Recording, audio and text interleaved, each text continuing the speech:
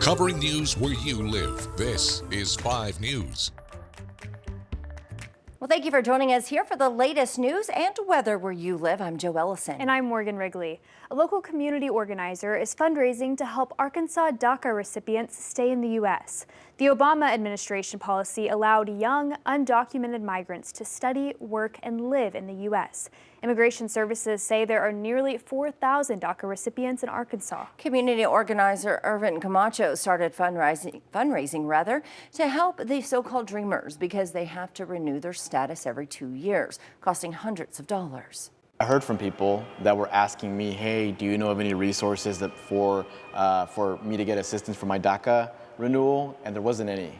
And throughout the years, there's been a few, but they're very limited, and there's a lot of people that are in need. Well, right now, DACA is in limbo after the Trump administration moved to end it. New application processing is frozen, and current DACA recipients are waiting for courts to decide if DACA is legal. If you plan to print off an Arkansas voter registration form and mail it in, you'll have to have it postmarked by Monday, October 7th. Now, you can print off a voter registration form by going to the Arkansas Secretary of State's website. Here are the hours for some of those major post offices for weekdays if you need one. In Fayetteville, the one on Dixon Street is from 8:30 to 5.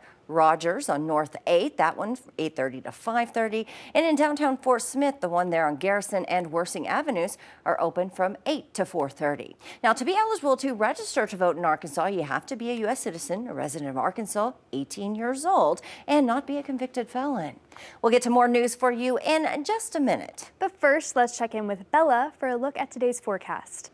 Well, it's looking beautiful outside, tons of sunshine throughout the day, not really a cloud in sight, even as we move into the weekend and continue heating up. Our highs for today pushing near records. We're at about 91 in Fayetteville. That's our record high, but if we reach that 92 in Bentonville, that might start to set a new record for Northwest Arkansas.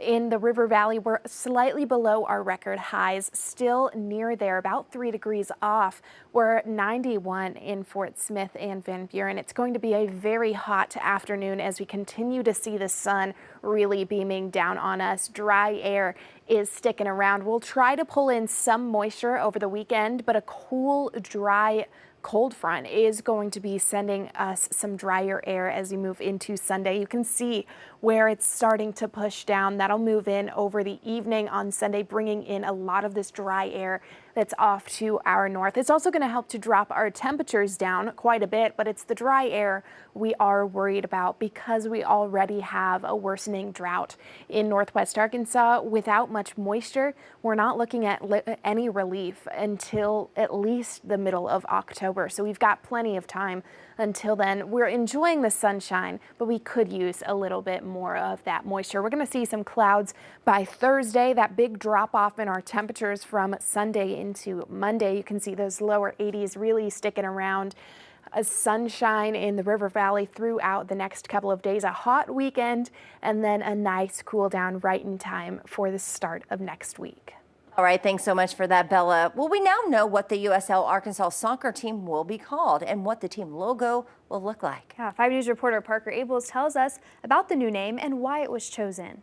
Thursday, USL Arkansas announced its official team name and branding after more than a year of work. The Ozark United Football Club. And this is what the new logo is going to look like. Brett Parker was one of the logo designers and says there was 3 things they were going for.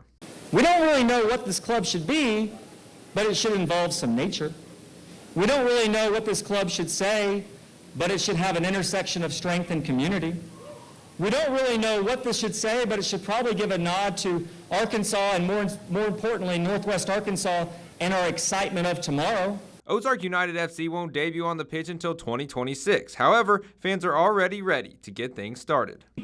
The first conversation I had, someone told me, I'm not sure that we have enough soccer fans in the community. Well, look at this, guys, right? Without even a team yet, we are packing the house. We have 6,000 fans in our database. We are constantly getting so much more support as we grow and build this thing. Couldn't be more excited. And co-founder Warren Smith says it's the fans that makes building this team special. The thing I love about what we do is that it's actually building the club from ground up means that we build it with you. And actually, this is your club, not ours.